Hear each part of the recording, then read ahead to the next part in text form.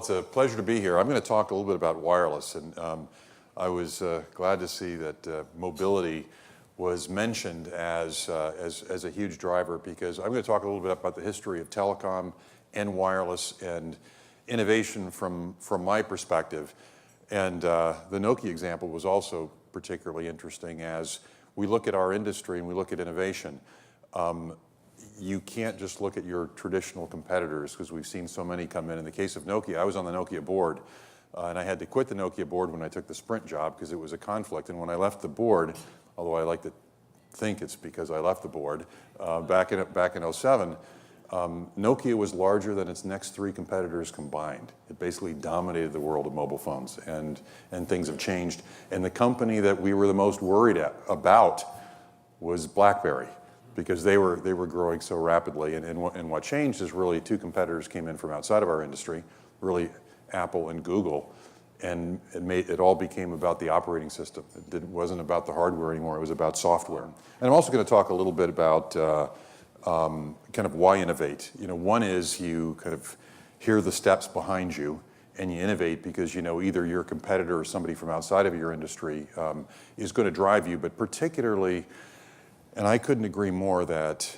now is just the best time to be in our jobs, to be involved in technology in any way, because we're really changing so rapidly, and there's so much that all of us can do in our businesses just to make the quality of life better, to make the planet better, and to make it, particularly as I look into my sunset years, I'm going to talk a little bit about this later, how aging is going to become so much better, and our lives are going to be much more enriched and productive as well.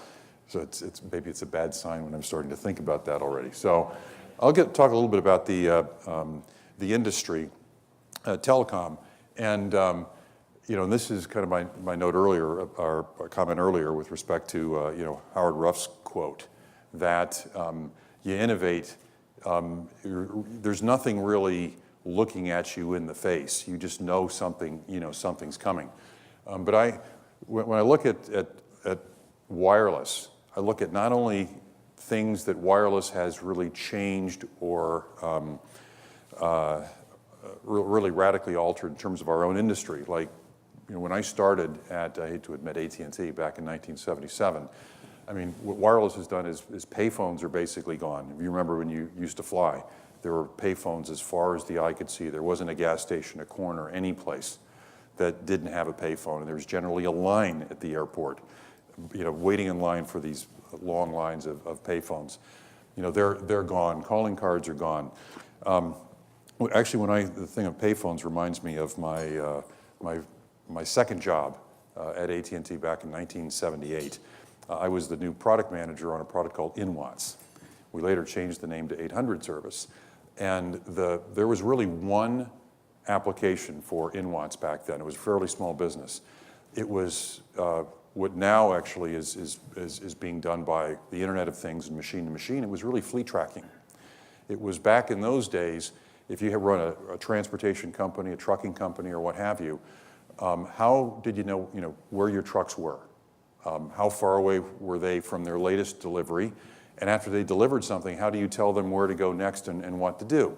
Well, they went to the payphone, either at the gas station or at the corner of Route 80 and Route 5 or what have you. They would stop at the payphone. But they didn't have exact change.